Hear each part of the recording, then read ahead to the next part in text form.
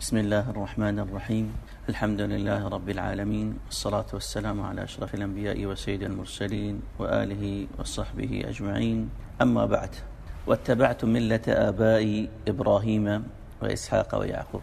38 آیه از سوره یوسف، 16مین درس از درس‌های سوره یوسف با فرموده الله جل شأنه از زبان یوسف که میگوید واتبعت ملة آباء ابراهیم و اسحاق و یعقوب. چنانچه رسول الله صلی الله علیه و سلم یوسف میگه کریم، فرزند کریم، فرزند کریم، فرزند کریم، خلیل الله ابراهیم علیه السلام. آبا و اجدادش اینجا یاد میکنه، پدرانم ابراهیم ابوالانبیا و فرزندش اسحاق پدر بزرگ یوسفه و پدرش یعقوب، پیامبر، فرزند پیامبر، فرزند پیامبر، فرزند پیامبر. با این وجود که پدرانش پیامبر بودند، با این وجود یوسف علیه السلام از کلمه اتباع و پیروی استفاده میکنه، نه از کلمه تقلید. نگفت تقلید کردم از آبا و اجدادم، چون اعتقاد یک چیز تقلیدی نیست که بگم مثلا یکی از ما بگه من پدرم رو بر این دین یافتم پس من دینم اینه.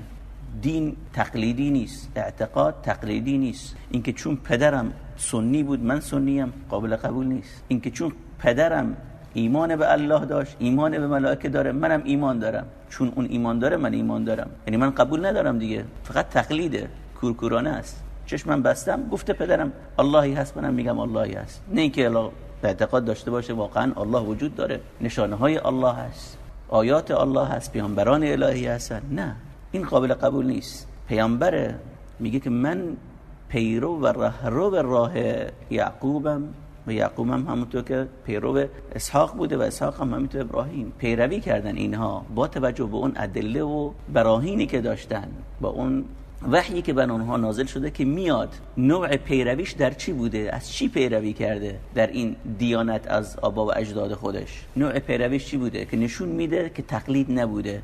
اون چیزی که پذیرفته با مستند عقلی خودش و دینی خودش را اینجا برای ما ارائه میده یوسف علیه السلام. پس این کلمه اول از این آیه 38 و تبعت و پیروی کردم از دیانت و ملت ابراهیم و اسحاق و یعقوب. ما کان لنا ان نشرک بالله من شیء.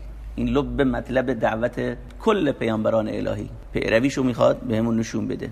ما کان لنا ان نشرک بالله من شیء. هیچ گونه شریکی را برای الله قرار ندیم، هر نوع شراکتی، هر نوع شرکی، من شیء، حتی در گناه و معصیت. یعنی نه مجرد شرک اکبر شما فکر بکنید فقط بت پرستیه، جای انسان تابع هوای نفسش میشه. الله میگه این حرام رو انجام نده، هوای نفسش میگه نه انجام بده. ابلیس وسوسهش میکنه انجام بده، اون حرام رو انجام بده. اینجا هوای نفست رو شریک الله قرار دادی، شریک امر الهی. الله بهت گفته انجام نده، تو داری انجام میدی. الله بهت میگه نماز و اقیم الصلاه، نمازو ترک میکنی. خب اینجا هوای نفست، شیطانت بر تو چیره گشته. امر ابلیس بر عدم نماز خوندن، بر ترک نماز تقدیم کردی. خب اینجا شرک، درست شرک اکبر نیست که تو را از اسلام و ملت خارج بکنه، اگر یک نماز دو نماز باشه البته، ولی که تو دچار معصیت شدی و در اطاعت و فرمان برداری از الله دچار شرک شدی. ساحت خودش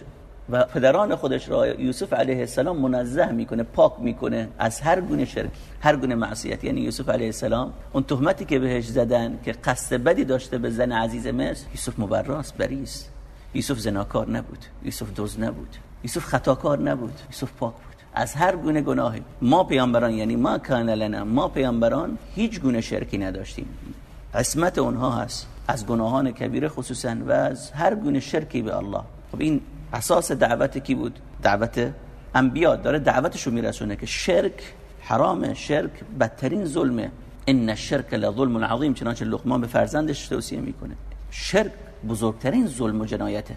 ان الشرک لظلم عظیم. پس اینجا یک قسمت دعوتش رو میرسونه، اون دعوت پدرش و پدر بزرگش و پدر بزرگش ابراهیم. دعوتشون بر این بوده. این دو نفر اومدن تعبیر خواب، دو تا خواب دیدن، یکی خواب انگور دیده، یکی هم خواب نان دیده. ولی که یوسف علیه السلام فرصت استفاده میکنه، درس بهشون میده از اون درس دینی و وحی الهی که الله هدف از آفرینش این بوده. یعنی در خلقتش الله جل شأنه، الله ما را آفریده برای اون.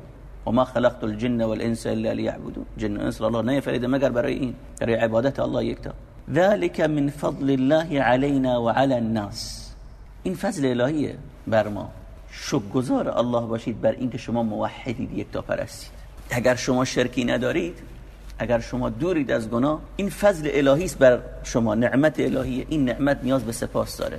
شما بت پرست نشدید، بودا پرست نشدید، شما مسیح پرست نشدید، شکرگزار الله بشید. سر نماز میگید الحمدلله رب العالمین، از دل باشه. این مزیتی هست، یوسف بهش اقرار میکنه. عدم شرک ما مزیت، فضل، اختیار الهی بر ما و علی الناس، بر مردم هم همینطور. اگر دوچار شرک نشن، فضل الله برشون بوده، چون نجات الهی در توحیده و در دوری از شرک. این نجاته و این اختیار و انتخابه. این انتخاب و اختیار نیاز به سپاس داره. ولکن اکثر الناس لا یشکرون، ولیکن بیشتر مردم سپاسگزار نیستن، شکرگزار نیستن، ناسپاسن، قدر الله رو نمیدونن. بیشتر مردم روی زمین گناهکارن یا بیگناه، ظالمن یا مظلوم. یکی بیارید غیبت نکنه، یکی بیارید دروغ نگه، یکی بیارید نگاه نامحرم نکنه، دختری رو بیارید بعد حجاب نباشه. کمن اندکن با حجابان، درسته؟ کمن مردانی که دروغ نگن، نگاه نامحرم نکنن، درسته؟ قلیل ما هم و ما یؤمن اکثرهم بالله الا وهم مشرکون. بندگان و ما یؤمن اکثرهم بالله، بیشتر مردم ایمان به الله ندارن مگر اینکه در اون ایمانشون به الله دچار شرک میشن. عجب، چطور ایمان داشته باشن مشرک هم باشن؟ این میگه میشه. بله، دو تا قسمت این آیه، اینجا هم همینطور. ولکن اکثر الناس لا یشکرون، دو تا قسمته. یک جنبه ایمان و اعتقاد، باور ربوبی الله علمیه، ما علما قبول داریم، مثل بحث آیه قبلی که انتقاد یوسف از برادرانش این بود که ایمان به آخرت نداشتن. نه اینکه آخرت رو قبول نداشتن، عملشون دلیل بر این بود که اونها نمیترسن از عقوبت الهی. به خاطر همین یوسف گفت انی ترکت ملت قوم لا یؤمنون بالله و هم بالآخرة هم کافرون. به آخرت کافرن، عملشون این میگه، یعنی این کار عقوبت الهی اصلا در نظر ندارن. اینجا هم بحث همینه، بحث علمیت، این که خدا را قبول داشته باشن. همه قبوله، حتی بودایی هم خدا را قبول داره، هندوسی هم خدا را قبول داره، اون کنفوشیوس چینی هم خدا را قبول داره، اونا هم خدا را قبول دارن.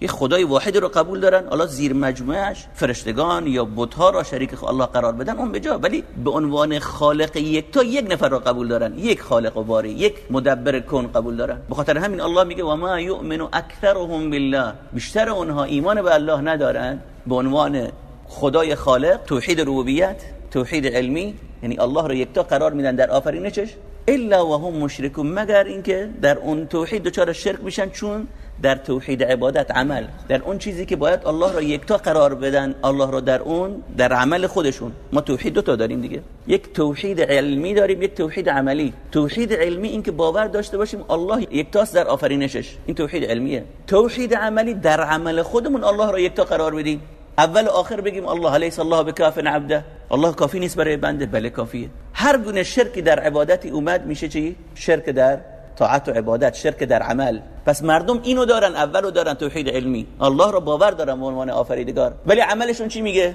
عملشون این میگه که پاشون داره میلغزه، یا در گناه میافتن یا در شرک اکبر و شریک قرار دادن الله در اون عبادت. کسی را با الله شریکش میکنن. دعا، الدعاء هو العبادة، دعا عبادته. به جای اینکه بیان مستقیما از الله بخوان، کسی را شفیع قرار میدن، یک واسطه را قرار میدن. خصوصا الله میاد در آیه بعدی مسئله تأکید بر این مسئله توحیدی که یوسف علیه السلام داره به اون دو نفری که باهاش در زندانن.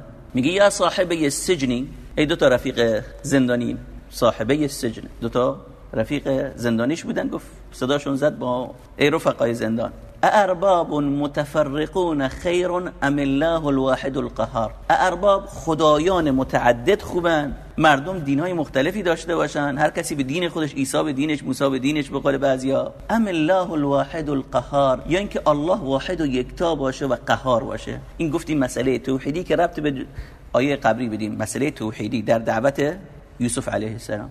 الله اون کسی که خالق آفریدگاره، توحید علمی گفتیم، مستحق یکتا پرستی شده که ما او را بپرستیم، در عبادتمون یکتا قرارش بدیم. چرا؟ چون اللهمون صدای تمامی بندگانش را در یک آن میشنوه، همه بندگانش را میبینه. حی قیوم لا تأخذه سنة ولا نوم، نه میخوابه نه چرت میزنه، صفاتش همش کامله، نقصی در صفاتش نیست. این نیست که گاهی خسته بشه، این نیست که گاهی بخوابه، همیشه بیداره، سمیع بصیره. اما بندگان هر چه قدم به شرافت برسن، به کمال برسن، میمونه که میخوابن، چشم میبندن، میمیرن. انک میت و انهم میتون. ای محمد تو میمیری، بقیه هم میمیرن. کسی که میمیرد مستحق پرستش نیست، مستحق صدا زدن نیست. کسی که صفاتش کمال، قاهره، حرفش کن فیکونه، کسی نمیتونه غلبش بکنه. قاهره، قهر داره، یعنی غالب نه مغلوب. چیره میشه، کسی نمیتونه برش چیره بشه، دست کسی بهش نمیرسه، مستحق فقط پرستشه. اما اون کسی که مغلوبه، مقهوره، میمیره، مقهوره، صفت نقص درشه، مستحق صدا زدن نیست. اون کسی که بعضی جاها رو میشنوه، بعضی جاها رو نمیشنوه، مستحق پرستش نیست. اون کسی که بعضی جاها رو میبینه، بعضی جاها رو نمیبینه، مستحق پرستش نیست. درسته یا نه؟ الله قاهره. ام الله الواحد القهار. الله نگه قاهره، قهاره، نهایت قهر رو داره. ابراهیم علیه السلام که پیروی یوسف از آباش در نظر بگیریم، چطور پیروی داشته؟